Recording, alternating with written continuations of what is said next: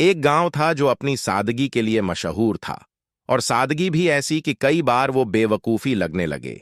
उसी गांव में एक आदमी रहता था जिसने सारी जिंदगी एक घोड़ा पाल कर रखा था, और उस घोड़े को वह अपनी शान समझता था। उसके 4 बेटे थे जो उसके लिए आंखों के तारे थे, मगर असल में चारों के चारों दुनिया के सबसे बड़े मूर्ख निकले। ऐसे मूर्ख कि अगर उन्हें किसी यूनिवर्सिटी में भेज दो तो वहां के बड़े बड़े प्रोफेसर अपनी कुर्सी छोड़ दें और कहें कि भाई, इतना भी बेवकूफपन हमारे कोर्स में नहीं है। खैर, वक्त गुजरता गया और बाप की मौत हो गई। अब चारों भाई बैठकर सोचने लगे कि घोड़े का क्या करें। कोई बोला पाल लो, कोई बोला बांध दो, मगर सबको सबसे अच्छा आइडिया ये लगा कि घोड़े को काट कर हिस्सों में बांट लो, हर एक के हिस्से में एक एक टांग आएगी। अब समस्या ये हुई कि घोड़े के बाकी हिस्सों का क्या होगा। तभी वहां से एक आदमी गुजरा। उसने पूछा, मामला क्या है? चारों ने कहा, भाई हमें बताओ कि घोड़े को बराबर कैसे बांटें। उस आदमी ने कहा, बहुत आसान है, इसे बेच दो और पैसे बराबर बांट लो। सबको बात समझ आई और घोड़े को बेचने के लिए निकले। रास्ते में जंगल आया और रात हो गई। सब थक कर सो गए। घोड़ा बंधा हुआ था। रात में एक चोर आया और घोड़े की रस्सी खोलकर ले गया। थोड़ी देर में एक भाई की आंख खुली तो देखा घोड़ा गायब है। उसने दूसरों को जगाया। दूसरा भाई बोला, सो जाओ, घोड़ा कोई रमजान खान ले गया होगा, सुबह देख लेंगे। सब फिर सो गए। सुबह उठकर चारों भाई घोड़े को ढूंढने निकले। रास्ते में ऊंट के पैरों के निशान दिखे।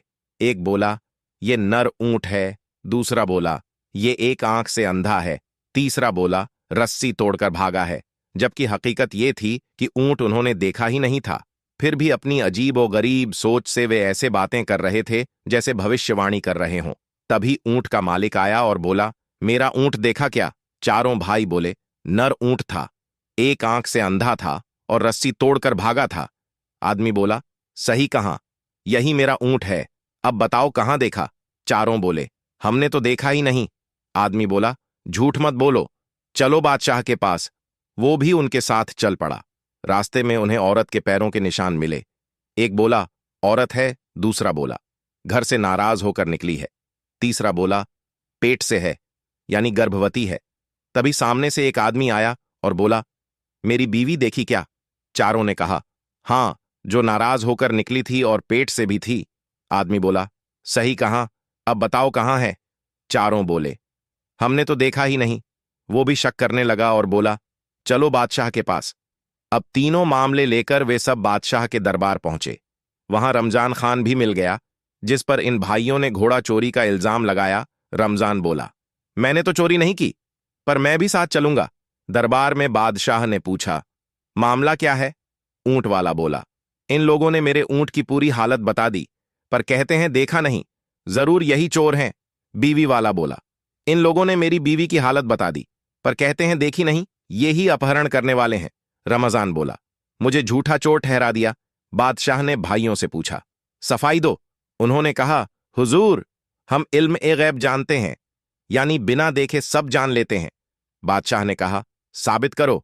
उसने एक अनार संदूक में रखकर पूछा, इसमें क्या है? एक बोला गोल है। दूसरा बोला ऊपर से मुकुट जैसा है। तीसरा बोला अनार है। बादशाह बोला, वाह, तुम सच में गैब जानते हो। फिर उसने रमजान से कहा, घोड़ा वापस करो या पैसे दो। बाकी लोगों से कहा, तुम अपना ऊंट और बीवी खुद ढूंढो। भाइयों ने पैसे लिए और बकरियां खरीद लीं और गर्व से गांव लौटने लगे, मगर रास्ते में थक कर पेड़ के नीचे सो गए। एक भाई की आंख खुली तो उसने देखा कि बकरी का बच्चा पेड़ पर चढ़ा है और बाकी बकरियां आपस में जैसे मीटिंग कर रही हैं। उसने भाइयों को जगाया और बोला, उठो, बकरियां लाठियां तोड़ रही हैं और हम पर हमला करने वाली हैं। सब डरकर भाग गए और बकरियां वहीं छोड़ दीं।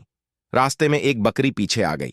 एक भाई ने सोचा, ये जान लेने आई है, और पत्थर मारकर मार डाला।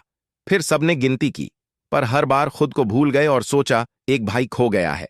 तभी एक घुड़सवार आया और बोला, मैं गिन दूं। उसने सबके हाथ पकड़कर गिना और कहा, तुम चारों हो। सब खुश होकर बोले, वाह, तुम अक्लमंद हो, अब हम तुम्हारे गुलाम हैं। घुड़सवार उन्हें अपने घर ले गया और हर एक को अलग काम सौंपा। एक को मां की सेवा का काम दिया, दूसरे को बैलों का, तीसरे को खेती का और चौथे को बकरियों का। अब जो मां की सेवा कर रहा था वो हाथ में डंडा लेकर बैठ गया। जब भी मक्खी बैठती वो मां के सर पर डंडा मारता। मां कराहती रही और आखिर मर गई। उसने सोचा मां सो रही है और चादर डाल दी। दूसरे ने बैलों को खिलाना मुश्किल समझा और सबको मारकर उनके सिर भूसे में गाड़ दिए। तीसरे ने फसल काटना लंबा काम समझा और आग लगा दी। चौथे ने देखा भूखे कुत्ते बकरियां खा रहे हैं तो बोला खैर है अल्लाह की रजा। जब घुड़सवार आया तो मां मर चुकी थी, बैल कट चुके थे, फसल जल चुकी थी और बकरियां गायब थीं। उसने सर पकड़ लिया मगर बोला तुम नादान हो, माफ करता हूं। फिर बोला जाओ कब्र खोदो, जो कान के बराबर गहरी हो। ये लोग कब्र खोदने गए। एक ने कान जमीन पर लगाया और बोला ये तो कान से बड़ी हो गई। सब डर गए और आधी छोड़कर लौट आए। घुड़सवार देखकर बोला बेवकूफो, ये तो जरा सा गड्ढा है। फिर बोला जाओ मां की लाश ले आओ। वो लाश लाए मगर रास्ते में गिर गई और ये बोले लाश भाग गई। घुड़सवार बोला मरे हुए भागते हैं क्या? फिर एक औरत लकड़ियां इकट्ठा कर रही थी, उसे ही मां समझकर उठा लाए। वो चीखती रही पर उन्होंने सुना नहीं। घुड़सवार ने देखा और समझ गया कि यह गलत है। असली लाश खुद ढूंढकर लाया और दफना दी।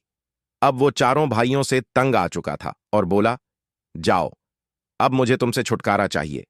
तुम अपनी मूर्खता